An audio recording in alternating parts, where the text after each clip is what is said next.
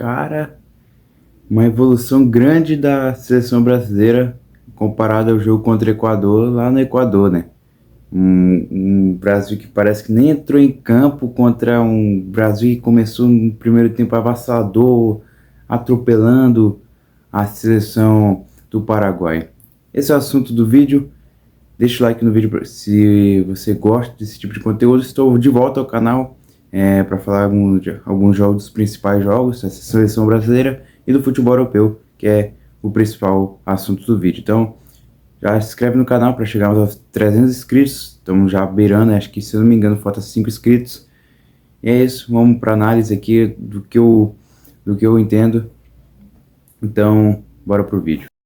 Contra a seleção do Equador, o Brasil foi simplesmente podre no primeiro tempo. Não que no segundo tempo não tenha feito um segundo tempo, nossa, extraordinário, não.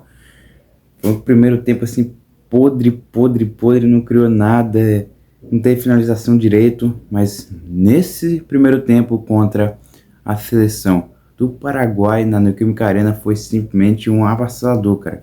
Um Brasil que pressionou o jogo todinho, né, na saída de bola dos defensores do Paraguai. Foi tipo assim, o Rafinha indo pressionar, o Vinícius Júnior indo pressionar. E eu gostei desse primeiro tempo no Brasil, tá? Fazer um tempo, ó.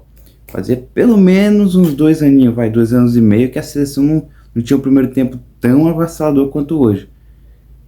Eu tenho aqui uma estatística, bem aqui, eu vou olhar pra cá, que é a estatística do primeiro tempo aqui, tá lá no Fast Score. Vai aparecer provavelmente aí na tela.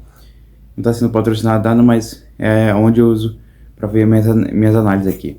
Primeiro tempo, gols esperados do Brasil, 1.58 com 74% de posse de bola, total de 6 finalizações, 2 finalizações no alvo, 2 chances claras e 3 escanteios. Como eu falei, uma seleção brasileira totalmente ofensiva. Vinícius Júnior bem, tá? Não achei um primeiro tempo ruim dele, mas não foi bom, tipo assim, não foi ruim, mas ele deu o que deu, mas não sei, cara, fez o gol, mas não foi aquele extraordinário no primeiro tempo, mas também não foi ruim, vocês entenderam, né? E bom, como eu já tinha falado, cara, fazia muito tempo mesmo que não via um primeiro tempo tão absurdo, tão avassalador da seleção brasileira, que, pô, se a gente for comparar com os últimos jogos, foi simplesmente um jogo mordolento, bom pra boi dormir, como muitos dizem. Jogo feio e tal. Mas hoje praticamente o Alisson não precisou trabalhar, o Marquinhos não precisou trabalhar, o Alexandre não precisou trabalhar nesse primeiro tempo todinho. O Wanderson, que fez um jogo totalmente horrível, abaixo, contra a seleção do Equador, hoje fez uma boa partida, tá? Não foi excelente, nossa, extraordinário, mas foi uma boa partida sim do Wanderson. E o Matheus Cunha perdeu um gol inacreditável, se não me engano. Mas, pô, a partida do Matheus Cunha foi muito boa também, muito boa a partida do Matheus Cunha. Martinelli foi uma partida, na minha opinião, boa e ruim ao mesmo tempo. Tentou, buscou umas faltas, mas acho que tá mais pra boa do que ruim. É isso. Agora no segundo tempo, o Brasil não começou. Agora falando da segunda etapa, o Brasil não começou tão ofensivo, claro, quanto a primeira, mas continuou num ritmo bom, podemos dizer. Foi seguindo, foi jogando, e quando chegou lá metade do segundo tempo, cara, acho que o Paraguai começou assim um pouquinho mais ofensivo, teve, se não me engano, 2 escanteios, eu acho, e conseguiu trabalhar mais a bola, né? Conseguiu pressionar um pouquinho mais a seleção brasileira, botou um pouquinho o Alisson para trabalhar, mas não foi tanto. Acho que durou nem 6 minutos direito. Depois a seleção brasileira botou o ritmo, conseguiu escanteios, foi um pouquinho mais ofensiva e teve substituições, cara. Que, se não me engano, o Alexandre saiu e entrou o Beraldo, que foi até que uma boazinha partida do Beraldo. A Richarlison entrou no lugar do Vinícius Júnior, cara. Tenebrosa a partida do Richarlison, que, cara, já tinha feito uma partida não muito boa contra o Equador, hoje também tá no mesmo ritmo. Gerson também entrou no lugar do Matheus Cunha, fez o que fez, não tem muito o que avaliar, porque não jogou tanto assim, não jogou, acho que, se me engano, 10 minutos. Danilo entrou no lugar do Wanderson. Não sei muito o que falar também. Sinceramente, tipo, acho que se não me engano, teve 2 toques na bola, não me lembro muito bem, mas pegou o ritmo, que se não me engano ele também entrou quando já estavam 44 minutos do segundo tempo. E, cara, agora avaliando, geral, uma boa partida. Pressionou a parte defensiva, os jogadores defensivos, na verdade, da seleção paraguaia. Teve uma boa posse de bola. Claro, precisou ser preciso nas finalizações, precisou bastante ser preciso, mas 1-0, 50-0 também é goleada. Mas, é claro, dá para ter feito mais. Tipo, na minha opinião, dá para ter feito pelo menos 4, 5 gols só no primeiro tempo. Mas, tá bom, Vinícius Júnior marcou o gol dele. Para calar um pouquinho os críticos, né, que falam que Vinícius Júnior só na seleção, errados, não estão, mas pelo menos ele marca esse golzinho só para fazer assim pros críticos.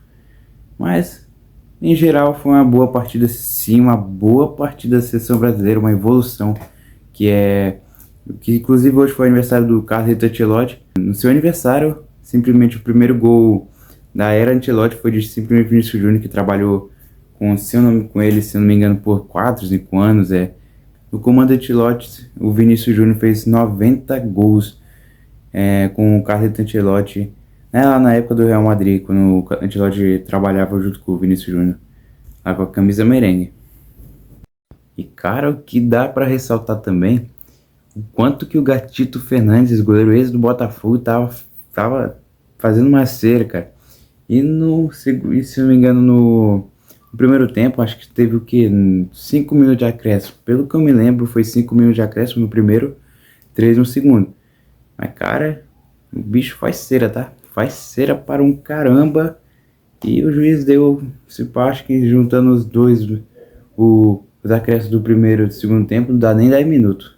É para vocês verem o quanto que a arbitragem sul-americana, assim, tirando as brasileiras, cara, eles economizam muito, que dá pra ver até no jogo da Libertadores, pra quem vê seu time jogar Libertadores e precisa do resultado, e o time, tipo assim, um time lá da Argentina, do Equador, do Uruguai, joga precisando só fazer cera, tá ligado como é que é a situação, eles fazem cera, tá muita cera, tipo, absurdamente cera, e o juiz vai lá e dá 3, 4, 5 minutos, jogo que era para ter no mínimo 11 minutos. Mas enfim, vitória da seleção brasileira na estreia do Carleto Ancelotti aqui dentro do Brasil. O Brasil vence por 1-0 e está classificado para a Copa de 2026. Posso falar que está rumo ao Hexa? Não sei, cara. Provavelmente não tem time suficiente para combater pelo menos as seleções de nível médio. Imagine a seleção de nível grande da Europa. Mas partiu. Ainda tem mais uma data FIFA, que é a última data FIFA antes da Copa, que é a data FIFA de setembro, se não me engano, que ainda tem mais 2 jogos. Eu não sei se março vai ter, não sei se a seleção vai querer marcar alguns amistosos em março do ano que vem. Mas enfim, vitória, classificado para a Copa do Mundo. E é isso. E bom, cara, se eu fiquei assim embolado de falar algumas coisas, peço desculpas, que faz um tempo que eu não gravava um vídeo assim, comentando aqui no YouTube, tá? Parei um pouco o canal, tô tentando voltar. E é isso, peço para você deixar o like, se inscrever no canal, que vamos rumo aos 300 inscritos e vamos voltar aqui no canal em peso. E tô de volta. E siga o Fanático Cruzeiro nas redes sociais, @fanaeuro, tanto no TikTok quanto no Instagram. Siga lá nas nossas 2 redes sociais, que são as únicas que temos, né? Temos também no Twitter, mas só que no Twitter usamos mais para Twitter, para postar no Instagram mesmo. Eu não posto muita coisa no Twitter. Mas é isso. Agradeço vocês. Deixe seu like, se inscreve no canal. E falou. E tenha uma boa terça a todos. Cara, eu já tava me programando para dormir, né? Que amanhã eu já tenho escola. Eu até tirei as camisas aqui. Eu acabei de lembrar que eu falei boa terça a todos, né? Esse vídeo tá sendo gravado quase numa madrugada da quarta-feira, mas o vídeo será postado na quarta-feira. Então, uma ótima quarta-feira a todos, um abraço e tchau. E até o próximo vídeo.